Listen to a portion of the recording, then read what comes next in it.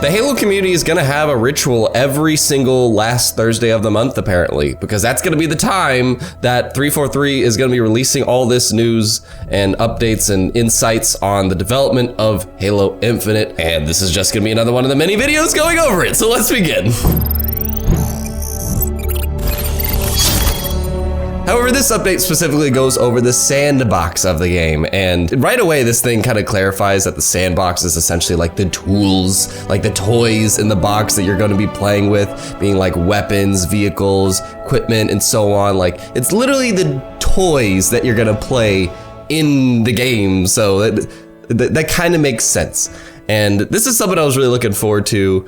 And before I get into it, just really quick, hello, Samurai Kibiji, if you haven't been here yet. I'd imagine if you clicked on this very long length of a video, you're probably already a subscriber, to which if you are, thank you so much. Consider being a patron if you want to join our Halo Discord, where we kind of are talking about Halo every now and then. Want to support the channel by giving basically a nickel a day. It means a lot. But let's get into this update. I wrote like 4 pages of notes and spent like 4 hours last night going through it. So yes, as I said, like Sketch, the community manager, Brian Gerard, just kind of kicks it off by saying to everybody, hey, this is a year we want to be really transparent, and these updates are going to be every single Thursday, the last Thursday of every month.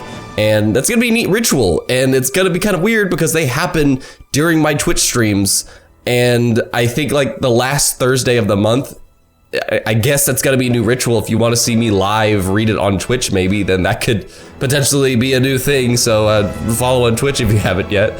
But he also says in this whole spiel, they want to make it a trend to have you, the community, and everybody else do a hashtag Ask343, and they might address a few questions in like the middle community update blog every month. And that's really cool. Like this entire blog, one of the big things that they really continuously say throughout it is that they want to be really transparent this year, and they want to really listen to the community, and that, you know, flights are going to be a thing. And that's just kind of like a big theme in this whole blog. It's just really wanting to listen to community feedback.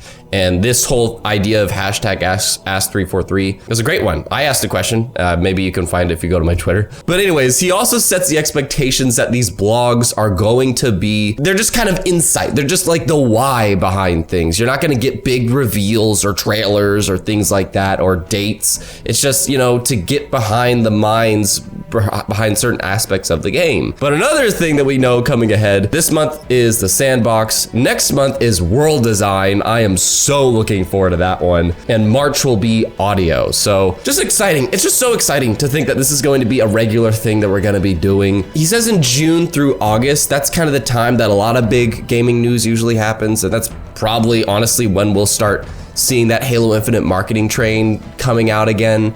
And then post summer, there's bigger plans to lead up to the launch, and that they have a timeline for this year to build up the launch. And there's just a lot of things in this and the previous Inside Infinite that just makes me feel like this is a year to just really make sure the game is finessed for launch, and that's great. But let's get into the sandbox. And by the way, this whole thing, like, you know, you heard this probably from bigger Halo YouTubers, Uber Nick, Hidden Xperia, Halo Follower, etc. This is simply just another person's opinion, and it's the average Joe that has been with Halo mostly since Halo 3. Just another opinion for you to potentially gush with, and I would love to see your comments. This Inside Infinite, we have the lead sandbox designer as well as many other people joining us, and he teases at the lead designer, he teases at this Halo combat doctrine, which we'll get into in a bit. I love getting to know the team. Like, you get introduced to the lead designer as well as the weapons person, the vehicles person, and so on, and it's really cool to hear, like, you know, where they got into Halo and where they got into 343. Some were hired like in 2017. It just adds a face to root for in like the success and development of this game, instead of it just being a single game. But nonetheless, hardcore 343 haters will just be like, I don't want to know about 343. All I care about is Halo. It's like, dude, these are the people that are handling Halo. I feel like you should care. And we do get a screenshot here of a weapon that, like, I'm just convinced now. I think it was a battle rifle. It looks great. It looks like the usual battle rifle, but I'm just convinced now that this is the customization screen. This is the customization screen. I don't know if they've upfront said that. Maybe they have, but it just seems like this is the screen that you will customize your gear. And I really like it too, because it's well lit. I said that in the last update, but I do like it if this is the screen, because very cool lighting, literally cool, like the blue, cool lighting. And yeah, he sets us up well by explaining what Sandbox is, which I admit I was a little bit mixed up myself between like, is it like the tools you play with, or is it where you play with them? And it's more so the tools you play with. I don't know, like that's still something that's iconic to Halo, you know, and Halo 3 I think was great with that, being able to dual wield and vehicles and equipment and stuff. And it seems like Halo Infinite's gonna be pretty much that. I mean, minus dual wielding, but we do get to see a close-up shot of the grappling hook that is concept art, and this isn't too new to us. A lot of people already saw a good shot of it on the cover art of the game. I don't know, like there's more about the grappling hook we'll get into later, but we also see kind of like the team's logo as well as their motto, which is, we create weapons, vehicles, player mechanics, and systems that are intuitive and reward player mastery. We respect Halo's legacy by partnering with our players with the same honesty and integrity we use to craft our gameplay. I don't know, I just found that interesting that like the live team and this team, you know, they have like a kind of core basis to the decisions they make, and that's their mission right there. They want all the toys in this sandbox to be easy to pick up for just, you know, the new player, but also have a lot of depth into it for somebody that really masters it. And they're gonna go into that a lot in this blog as well, like how some things, you know, if somebody's really experienced with it, they can make it a much different tool than somebody that's new with it. The goal is to keep Halo's entire legacy intact. They do say that right away here, that they don't want it to just be the old Halo and they don't want it to be just the new Halo. They kind of want to try to find that balance of it being Infinite's basically everything. They want to bring equipment back from Halo 3. They want to maybe bring dual wielding back. I doubt it. From Halo 2. They want to keep sprinting from Halo 4 and 5. They want to keep everything that the Halo franchise has done in this game and honor its entire legacy, which I can totally respect. He also teases at this later on, saying, you know, not everybody is going to be pleased with this game. Like, we got some hardcore old fans, and we got some hardcore new fans, and we're going to do our best to try to please all of them. And that's a hard game to play, but if they succeed, that'd be great. The lead sandbox designer also gets into how Halo as a service is going to be gathering a lot of feedback over time and before the game launches, but it's going to keep the game fresh as like after its launch, you know. They want to keep the game fresh with new weapons, new vehicles, new meta shifts, and little patches that might adjust things. They're going to keep this game going. And as many of us know, it's going to be a platform for the next few years. And new weapons and vehicles is definitely something to add to that, you know, like it'll trigger some folks and just think like, oh, hey, did you, they got a new vehicle in this game. Like, really? I gotta hop back on and see that, you know, like they're gonna try to do things to keep things fresh. And I do think that's pretty cool. Kind of like Master Chief Collection and Halo 5, you know, they had some patches for the couple years afterwards, so seems like Halo Infinite's gonna be that, but times a lot. But now we get into that thing that they were teasing at earlier with the Halo combat doctrine, and essentially summed up, the 5 things are the dance, which a lot of old Bungie people would know, but the dance is just keeping in mind the various means to win a Halo battle, and keeping in mind all these things between shields, diverse tools, movement, and just the various options to win. And that's what I love personally about Halo. That's something I've always thought is unique to Halo. I've been playing Titanfall 2 lately, and that game's awesome. But the thing is people die instantly. Like when you're in a battle, it's pretty quick unless it's 2 Titans facing off. But Halo, it's always a dance. It's always a dance between what weapons you got, how much shields you got, can you bounce this grenade and do this thing? Like there's all these various options in Halo, and that's what I love. That's the dance. And speaking of various options, the second one is tools of engagement, making players feel skilled in various ways of playing, giving them widely different tools for their preferred style. Absolutely, that's another iconic thing to Halo. There's a lone wolf part that makes me question something, but it says like empowering players the moment they spawn not to feel underpowered without, you know, the team. They want every player that spawns to feel like they are totally competent and they are on the same basis as everyone else potentially.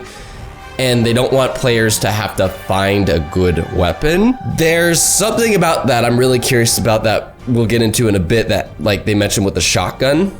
and it makes me think, is customizable loadouts coming back? I don't know, but we'll come back to that. Connected to actions, that's the fourth one. Connected to actions, they want players to feel very in control of the mechanics and just movement and stuff, to not feel like there's any friction on the player. Survivability, they want to keep the players aware of how vulnerable they are, but also how tanky they are. And that's really through the shield system.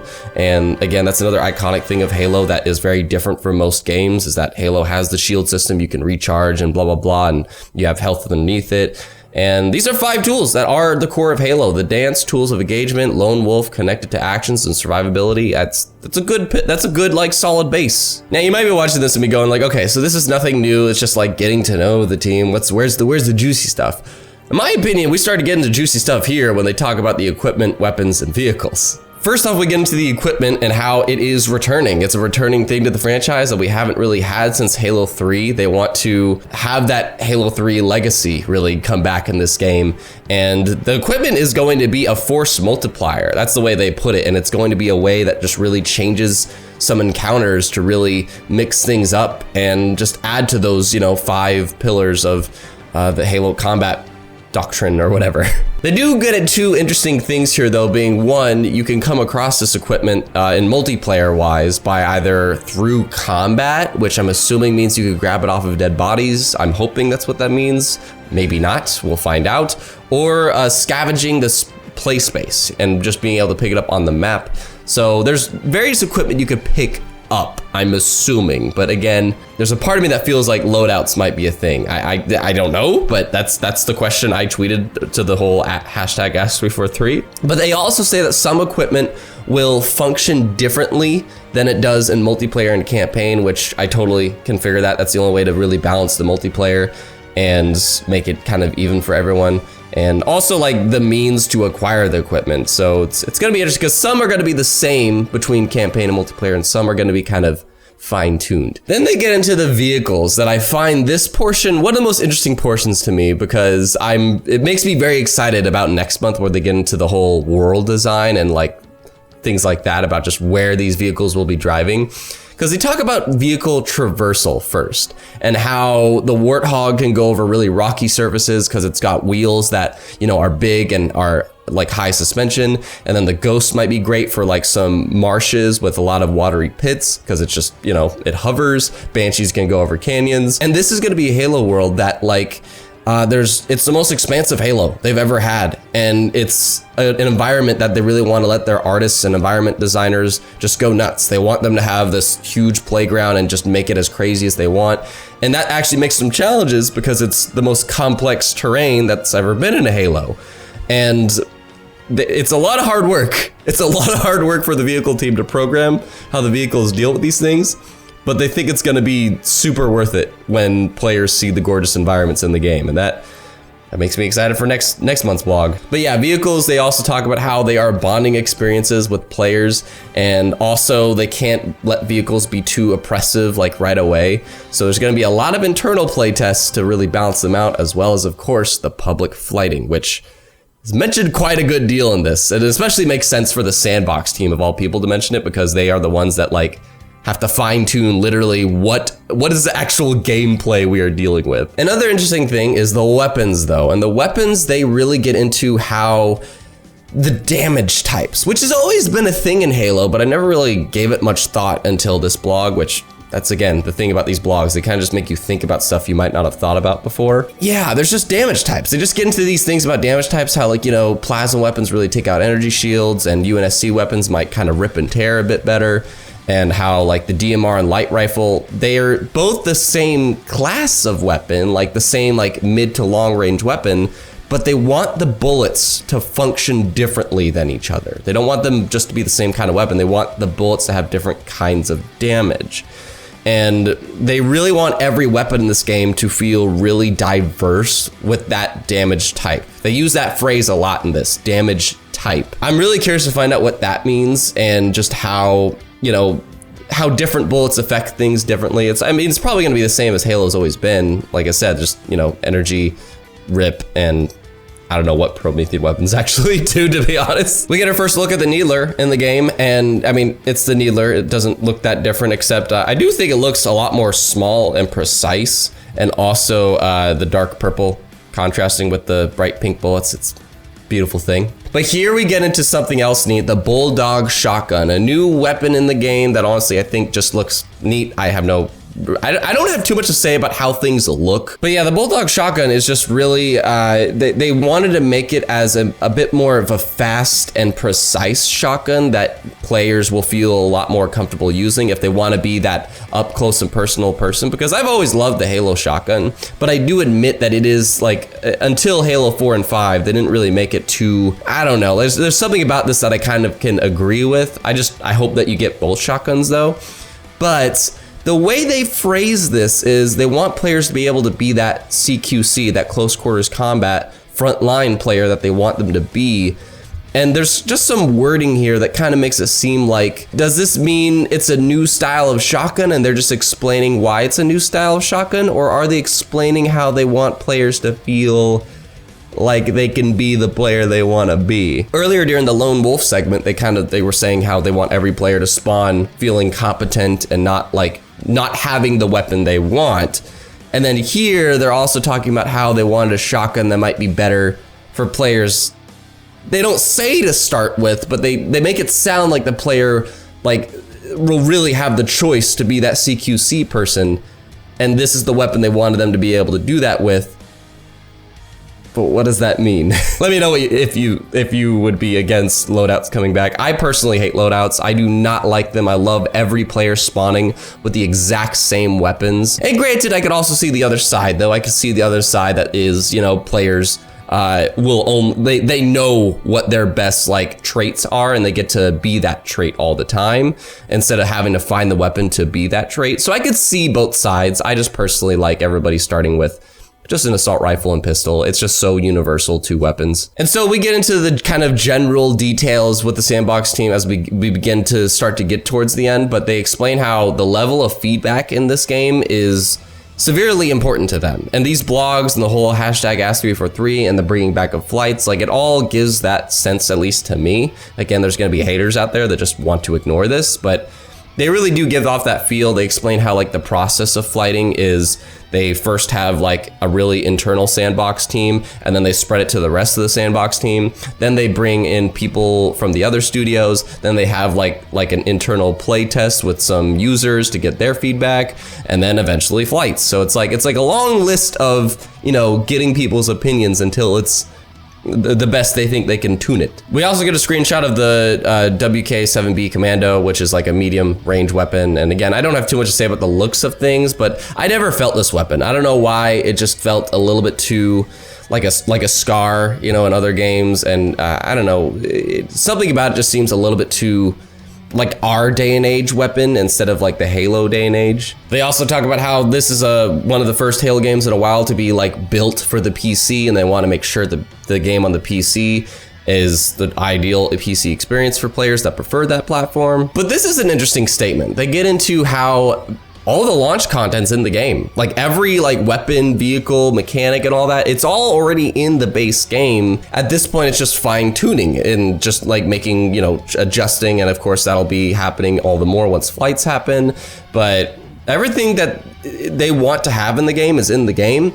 But what are they doing until launch? Well, they're fine tuning, and they are still working on new weapons and vehicles, and maybe even equipment too, that will be post-launch. And it just really, this blog in particular really made me feel the whole post-launch thing really being a thing, because they have certain things that they'll tease at in a bit that's just my favorite vehicle isn't even in this game yet. It's gonna be after launch. We also get our first look at the Hydra, and I think it looks super, it looks good. I think the Hydra looks really freaking good. I personally find it much more Halo looking than Halo 5's Hydra, and which just looked a little bit too techy and military, but this just actually looks like a tool, and I like that. And then Sketch asks the Sandbox team some fun questions, and one of those questions being what's your favorite thing? What's your favorite weapon, vehicle, equipment that we've shown? And if you haven't shown it, can you give us any hints? And the first one just shares that it's a vehicle that hasn't been shown yet, but he doesn't think he'll be alone. And it's not totally brand new, his words, it's not totally brand new, but it has a new coat of paint and is awaiting its triumphant return to Halo. I personally, I don't know. It could be, it could, now that the Banished are back, it could be Choppers, it could be, and Choppers would be kind of a cool thing, but who knows? I would love to like speculate that with you. I want it to be the Hornet. If there was an old vehicle that would return, I do miss the Hornet. It was a very overpowered thing, but I do miss the Hornet. I really like that. Another one of the team says the Grapple Shot is his favorite, and there's another function of the Grapple Shot that we have not seen yet that's a lot more offensive focused gameplay. There's a little tease at that earlier when you look at the concept art of the grappling hook. It says like, you know, it turns this way when you shoot out and turns this way when you bring back in. There might be some things that we haven't seen yet about the whole reeling in or going towards that. I don't know. I have a feeling the grappling hook might be pretty cool. Another one says that there's a new equipment that they have not shown yet that is very highly physics based, and it has a ton of interaction possibilities that across the sandbox will leave you yelling or laughing. Did you see that? Like, I'm really curious because later on in this, you'll see that they potentially are bringing back gravity stuff. And if it's highly physics based, then he makes it sound like this might be something kind of trippy, and that makes me excited. They're working on a new vehicle in between a Warthog and a Scorpion in terms of power, and it's still being worked on since it just got greenlit for flighting. So that makes it seem like most likely this vehicle that this guy's talking about, the one between a Warthog and a Scorpion in terms of power, is going to be a post-launch vehicle. And I'm sure there'll be a good assortment of vehicles at the start of the game. I'm sure. Like I have a feeling there's gonna be more than enough. But having new things over time, that's gonna keep interest, and that's gonna motivate people to come back in when they drop out. And this new vehicle, I don't know. If it's in between a Warthog and a Scorpion, maybe it's like an APC or something like that. They were also asked about the fusion coil mechanic, how you can like grab fusion coils and throw them or just reel them in. And the person like goes over like the origins of that idea, also says the person that thought of it like was in charge of gravity lifts and man cannons for the game. So I think they just kind of confirmed that man cannons and gravity lifts are totally still going to be a thing, which isn't necessarily surprising, but with equipment coming back, are we going to get gravity lift like equipment? Maybe. But another interesting little nugget they hit here is there are more surprises on how to use the fusion coils, but they also want to remind us about the damage system and how that is going to go across the entire sandbox. And who knows what that means? Maybe fusion coils, like there's certain fusion coils that might do different things.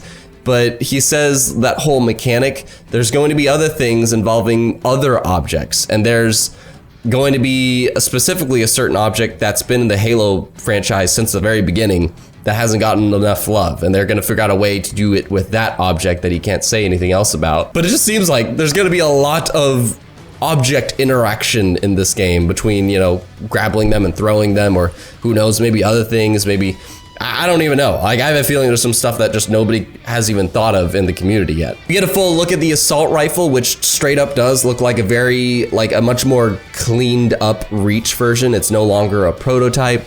And the Sandbox team closes with saying how much they want to make everyone happy, but they understand they're not going to be able to make everyone. Again, there's going to be fans of the newer Halos, and there's going to be fans of the older Halos, but they're doing their best to try to keep the entire legacy intact, adjust things as they go, get community feedback, and try to make as many people as they can happy, as well as make the game play the best they believe it can.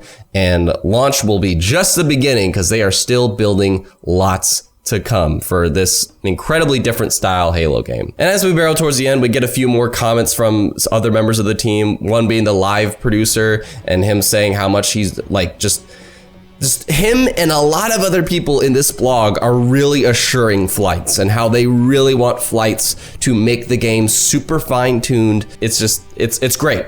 Like, betas and flights really fine-tune a game before release. That's awesome. The senior lighting artist, something I'm very interested in actually, says how the past 6 months he's been really excited to integrate, you know, more graphical features, lighting, environmental art and stuff, and just really being able to make the game just more visually pleasing. Because 6 months ago when we got the demo in July, he and the team were kind of focusing on just making the game playable and looking good enough, but they didn't really get to finesse it and make it super duper what like the 2018 demo was, or, showcase, I'll call it. And that's great. That's great to hear that they're just, the visuals team just gets to polish the game at this point, because we already know the campaign is completely playable. And now they just get to spend the next year really making everything look all the better. And speaking of visuals, the next person that comes up is the Game Foundation architect. And he says, I'd have to read this kind of the way I noted it, is excited about rebuilding the engine multi-threading solution to support the increased cost of all the new rendering features and achieve high graphics efficiency across all platforms. Basically, helping us to ensure each system will run it fine. And I did a video about how Halo Infinite, most likely, it'll be held back by the Xbox One, but it's not going to make the game look significantly worse than it would have. Like visuals are scalable, and this Game Foundation architect for Slipspace, he feels that they have found a way to just, achieve the graphic fidelity they want across all the platforms. Then we get Halo Infinite concept art of Banshees just flying over a lot of smoke. There's not too much I actually have to say about this one, similar to last month's concept art. It is landscape though. There's a continuous theme of landscape, and that just kind of adds to this feel that the campaign is going to be a very, the closest thing to an open world Halo campaign that we've had, because they just keep showing landscape shots. I do love the lighting though, the lighting and the kind of the backdrop with the smoke, it does seem kind of like at dawn sort of a deal. But Joseph Staten, Lord and Savior, closes this whole thing, and I love that idea that Joseph is just gonna close each one of these. And, he talks about the dance. He talks about the dance in the Halo Doctrine and how that's at the core of Halo and always has been. And a situation that he ran into where he went into this foreigner facility or foreigner structure that's like an ancient vault with super high metallic ceilings and stuff. And he encountered a pair of hunters. And these hunters, he did the usual, let's charge them, make them dash past me so I can quickly turn around and shoot them in the back. But apparently when he did this, the hunters pivoted way quicker than he would imagine, and he tried it again, and once again, the hunter was already ready to combat him. And he had to figure out a way to outmaneuver these guys using the equipment that he has. He's got a grappling hook that's going to make him much more faster and more maneuverable. We got some things from that statement. Joseph gives us these little statements that just makes you think there's a lot that I could potentially dissect in that. Hunters being back, foreigner facilities to explore, and trying just smarter AIs. Halo, that is something I've always loved about Halo, is just AIs feeling smart. They don't feel like a dunce that just charges into battle and that's it. They actually interact with things and have plans and stuff. And this is a sign that, AIs, they don't want them to be as cookie cutter dry as before. But I also hope that they're not so difficult that your options are actually more limited. Because that's the thing about Halo. Halo's never been, at least in my opinion, the most challenging of games. But it gives you that feel of just how do you want to deal with that situation. And I hope there is still plenty. What do you do without the grappling hook? What do you do if you don't have equipment? What do you do if you don't have a juicy weapon? I hope that just the amount of options is super there in that combat. The reason I'm worried about that is because the hunters turning around so quickly. That's a long time thing. The hunters never turn around quickly. But overall, this whole blog, I really liked it. I definitely liked last month's a bit more just because I'm more into... I think the number one thing I'm most curious to read about is kind of the world design, and maybe not the lore, but just kind of story beats and visuals. That's definitely a thing I'm more interested to read about. But this was also still super interesting. It's just that, this has to do with the gameplay. And when I read about gameplay, I need to see gameplay. Gameplay in motion is much more tangible to me. But this was still super cool to read about. And it definitely, the number one thing I took away from it is very big landscapes that vehicles are going to be able to go through, and very various kinds of landscapes. Damage types for weapons being a really big thing. This was a small snippet, but the art team, getting to spend this entire year to just make the game look all the much better with the base that they created. This game being a work in progress, and by that they want to have lots of feedback. They want to have lots of feedback with the community, the internal teams, and through flights. This entire thing, this one specifically, just assured fans that there's going to be maybe even more than one flight for this game. So, and 5, as usual, just giving me a face to cheer for in this whole development cycle. And this is going to be a thing. This is going to be a thing every last Thursday of the month. So let me know what you thought of this whole thingy down below in the comments, please. I would love to chit chat with you about it. And what do you hope to hear about in the coming world design one in February and the audio one in March? Love to chat with you in the comments. And if you're subscribed here, then make sure you click the bell to know when videos are coming out. And don't forget to be Geek Proud Awesome and consider Patreon if you want to join our Discord as well as support the channel. Thanks so much for coming by.